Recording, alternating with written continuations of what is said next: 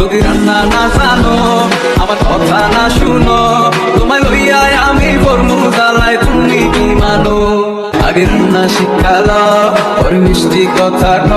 আজকে আপনাদের সাথে একটা মজাদার রেসিপি শেয়ার করব। কোরবানি ঈদ যাওয়ার পর থেকে কম বেশ সবার ঘরে গরুর মাংস আছে, তাই চলে আসলাম গরুর মাংস দিয়ে একটা রেসিপি শেয়ার করার জন্য।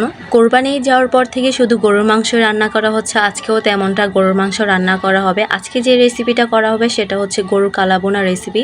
কিভাবে রান্না করা হবে তার জন্য কিন্তু ফুল ভিডিওটা দেখতে হবে। তো চলেন রান্নায় চলে আসি। প্রথমে গরুর মাংসের টুকরোগুলো একটু ছোট ছোট করে কেটে নিতে হবে। আমরা সাধারণত যেভাবে গরুর মাংস রান্না করি বড় পিস করে রান্না করা হয়, এগুলো একটু ছোট করে নিতে হবে কারণ এগুলো ভাজা ভাজা হবে তাই।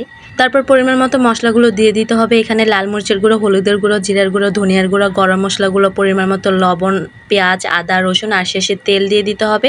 আর অবশ্যই সরিষার তেলটা ইউজ করতে হবে, তাহলে খেতে আরও বেশি ভালো লাগবে। এখানে খুব ভালোভাবে মাখিয়ে নিতে হবে যাতে মাংসের গায়ে মশলাগুলো ভালোভাবে লেগে যায়। মাখানোর পর চুলায় বসিয়ে দিতে হবে। এখন অল্প আওয়াজে রান্না করা হবে। এইদিকে আম্মু পেঁয়াজ বেরেস্তা করে রেখে দিয়েছিল। কষানোর সময় কিন্তু কিছুক্ষণ পরপর এসে ভালো করে নেড়ে চেড়ে দিতে হবে, না হলে কিন্তু নিচে লেগে যাবে। কিছুক্ষণ কষিয়ে নেওয়ার পর কিন্তু পানি দিয়ে দিতে হবে যাতে মাংসটা সিদ্ধ হয় ভালোভাবে, তা না হলে কিন্তু মাংসটা শক্তই থেকে যাবে। আমরা কিন্তু এখানে মরিচের গুঁড়োটা একটু বেশি ইউজ করেছি কারণ আমরা সবাই ঝাল খেতে পছন্দ করি, তাই একটু বেশি দিলাম। তারপর চলে আসে আসল কাজে। রসুন, শুকনা মরিচ, তেল গরম করে মাংসটা বাগার দিয়ে নিতে হবে। এটার জন্যই কিন্তু মাংসটা কালো হয়।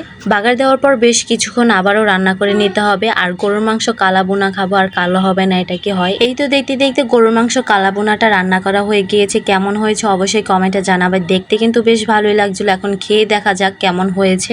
নিয়ে নিলাম গরম গরম ভাত, পেঁয়াজ, লেবু, গরুর কালা বোনা, সাথে শসা নিতাম, শসা ছিল না। দেখতেই দেখা যাচ্ছে মাংসগুলো বেশ ভালো সিদ্ধ হয়েছে। খেয়ে দেখি আলহামদুলিল্লাহ অনেক অনেক মজা হয়েছে। আমাকে একজন বলেছে তোমরা যাই খাও সবই কি মজা। অবশ্যই আমার আম্মু রান্না করে সব তো মজা হবে। আজকের রেসিপিটা কেমন হচ্ছে অবশ্যই জানিও।